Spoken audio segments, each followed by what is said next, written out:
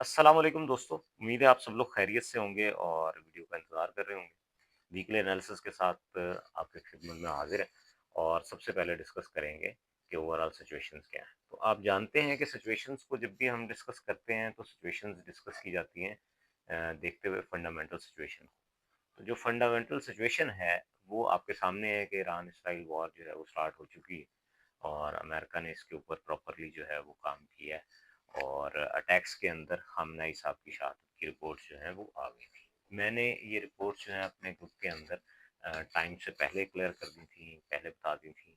चीज़ें बाद में सोशल मीडिया के ऊपर बाद में अपडेट हुई। अब इम्पॉर्टेंट ये है कि हम ये देखते हैं कि मार्केट के सिनेरियोज क्या होंगे या सच सबसे पहले हमें सिचुएशन को फंडामेंटली डिस्कस करने की ज़रूरत है कि ओवरऑल इस वॉर का इम्पैक्ट क्या आ सकता है और इस वॉर की सिचुएशन कैसे हो सकती है। तो खामनाई साहब के मार्टर के बाद जो सिचुएशन है वो चेंज होती हुई नज़र नहीं आ रही और ईरान ने ज़्यादा प्रेशर के साथ अटैक्स करना शुरू कर दिए। अब इसका जो इम्पैक्ट आएगा उसको एनालिसिस करने की ज़रूरत है हमारे कि सबसे पहले इसका इम्पैक्ट क्या आएगा चीज़ों के ऊपर। तो जो सबसे इम्पोर्टेंट चीज़ जो इम्पैक्ट के हवाले से आएगी, वो ये है कि ये वॉर ईरान लंबा खेलना चाह रहा है और अमेरिका और इसराइल की ख्वाहिश होगी कि इस वॉर को जल्द अज़ जल्द जो है वो किसी मंतकी अंजाम को पहुँचाया जाए। जो कि फॉर द टाइम बीइंग नज़र नहीं आ रहा। ऐसा है कि उन्होंने अपना टारगेट यहाँ तक तो अचीव कर लिया है कि टॉप लीडरशिप जो है उसको असैसिनेट कर दिया है, लेकिन ये कि मेजरली सेकंड लाइन जो है वो प्रीवियस अटैक्स के अंदर सेकंड लाइन जो लीडरशिप थी उसको भी टारगेट कर लिया गया था। लेकिन कहीं पे भी इस वक्त तक जो सिचुएशन है वो ये है कि जब तक ईरान अपना एटॉमिक रिएक्टर्स का प्लान जो है उसको रोल बैक नहीं करता तो सिचुएशन जो है वो बेहतर होती हुई नज़र नहीं आ रही। सेम अगर इसी तनाजुर में हम बात करें पाकिस्तान अफगानिस्तान वॉर की, तो पाकिस्तान अफगानिस्तान वॉर की भी सेम सिचुएशन जो है वो मौजूद है। उसके अंदर भी हमें ये समझने की ज़रूरत है कि हम लोग अफगानिस्तान इस पोजीशन में नहीं है कि पाकिस्तान का वॉर में मुकाबला कर सके।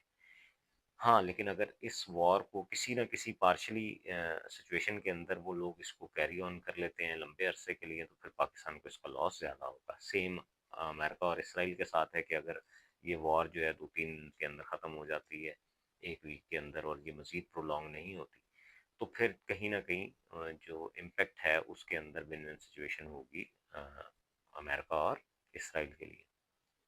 जहाँ तक सिचुएशन है ईरान की, तो नए लीडर आने के बाद जो है जब तक उनका कोई ऑफिशियल स्टेटमेंट नहीं आया था, ईरान की पॉलिसी हमें नहीं पता। लेकिन हमलों में शिद्दत आई और इवन अमेरिका के बैरीबेड़े के ऊपर, फ्रांस के ऊपर जो फ्रांस की जो एयरबेस है उसके ऊपर सऊदी अरेबिया में अटैक्स जो है वो बढ़ गए हैं और मिसाइल ज़्यादा आए।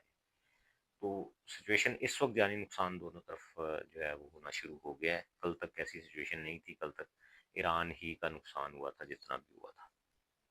अब हम देखते हैं कि मार्केट जब सुबह खुलेगी तो मार्केट ज़ाहिर है आप और मैं बड़े आराम से ये समझ सकते हैं कि हरमेस के स्ट्रेट ऑफ हरमेस को निशाना बनाने के बाद जो है वो सिचुएशन काफ़ी हद तक जो है वो बदल चुकी है। इस सिचुएशन में डेफिनेट जो सबसे बड़ा नुकसान जो है वो ऑयल को होगा, क्योंकि ऑयल की 35% तकरीबन ग्लोबल जो सप्लाई है वो हरमेस से जाती है, तो ऑयल की प्राइसेस तो डेफिनेट बढ़ेंगी बढ़ेंगी।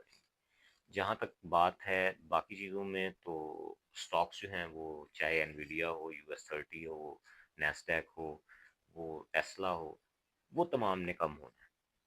हाँ, बाकी जो सिचुएशन है वो कल की मार्केट, लेकिन अगर हम ग्लोबली देखें कि इस वॉर का कोई इम्पैक्ट, तो शायद इतना ज़्यादा इम्पैक्ट इस वॉर का उस लिहाज से ना आ सके कि 1 वीक के अंदर जो है वो गोल्ड या सिल्वर अपने last time all time high जो है उनको तोड़ सके। तो ऐसी सिचुएशन तो नज़र नहीं आ रही। लेकिन ओवरऑल ये सिचुएशन ज़रूर है कि एक दफ़ा गैप अप खुल सकते हैं थोड़ा सा ऊपर जाके। लेकिन इसके अंदर भी अगेन सेलर्स के लिए बेनिफिट ज़्यादा होगा, बिकॉज जिस प्राइस के ऊपर खड़े हुए हैं उस प्राइस के ऊपर फौरी तौर पे बहुत ज़्यादा इम्पैक्ट आना शायद इतना इम्पोर्टेंट नहीं है। जहाँ तक ग्रुप्स की बात है तो मैं वहाँ पे जो है बार बार आप लोगों को बता चुका हूँ। बार बार मैंने बताया, जैसे मैंने लास्ट टाइम आप लोगों को बताया था सिल्वर का, कि 32-3 पे बाय करें तो हमारा टारगेट बहुत अच्छा हो सकता है, हमें बहुत अच्छा ROI मिल सकता है। सेम सिचुएशन जो है वो हमने वो सिचुएशन बनाई। इस वक्त जो आर्ट्स के अंदर सिचुएशन है वो ऐसी कि अगर आप 50-60-70% तक भी अपने उसको 2x 3x तक भी ले जा सकते हैं अगर आप आज के लेवल पे बाइंग करते हैं तो। जो कुछ BTC के अंदर इस वक्त चल रहा है वो उसको कहीं न कहीं हम कह सकते हैं कि वो मैनिपुलेटेड लेवल है। बीटीसी जिस लेवल पे खड़ा हुआ है, इससे मज़ीद नीचे टूटता हुआ नज़र नहीं आ रहा। जितनी भी सिचुएशन वर्स्ट हो जाए, बीटीसी यहाँ से टूटता नज़र नहीं आ रहा और यहाँ से रिवर्स बैक के चांसेस बहुत ज़्यादा हैं। तो ये इन्वेस्टमेंट का टाइम जो है, वो तकरीबन 1.5 से 2 माह का टाइम है, जिसके अंदर ये अच्छा पे बैक कर जाएगा। बाकी ये है कि मैं काफ़ी टाइम से आप लोगों को बता रहा था कि मैं आउट ऑफ टच था मार्केट से चीज़ों में। वो उसकी रीज़न मेरे कुछ पर्सनल मामलात थे। तो अभी रेगुलरली आऊँगा, सेटअप्स भी दिए जाएंगे, ग्रुप्स के अंदर चीज़ें भी दी जाएंगी। मेक श्योर कि आपने जो है वो हमारा प्रीमियम ज्वाइन कर लिया है। प्रीमियम ज्वाइन करने के लिए आप हमारे लिंक से अकाउंट बना सकते हैं। आपका एग्जिस्टिंग अकाउंट जो है उसको भी आप कन्वर्ट कर सकते हैं हमारे आईबी के साथ, और उसके बाद आपको तमाम ट्रेड्स और सब तमाम बेनिफिट्स जो हैं वो मिल रहे होंगे। लें दोस्तों, कोशिश करेंगे कि रेगुलर बेसिस के ऊपर आपके साथ दोबारा मुलाकात होती रहे। अब तक के लिए इतना ही। जज़ाकल्लाह, thank you very much and अल्लाह हाफ़िज़।